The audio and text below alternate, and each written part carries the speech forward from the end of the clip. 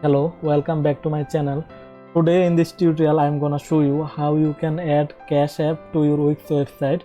Once you have signed into your Wix dashboard, and then on the left panel here you can see this sidebar, and go to the settings. Just click on this settings.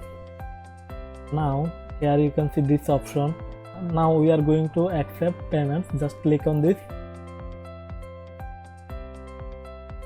and here you can see accept credit card, debit card, PayPal, and here manual payments. So we are going to connect with manual payments. Let's click on connect, and here you will find this option.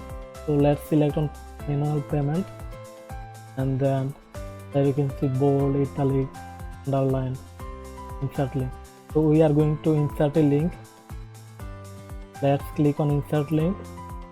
Now go to our Cash App website and copy the link, and make sure you are in cash tag and copy the link with your cash tag. Paste the link, and here write a display name. Click on confirm. Now let's click on connect. So it's connected. We have successfully connected with Cash App.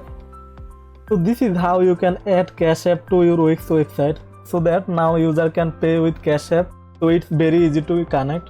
Thanks for watching. If this video helpful, please do subscribe and hit the like button. See you in the next video.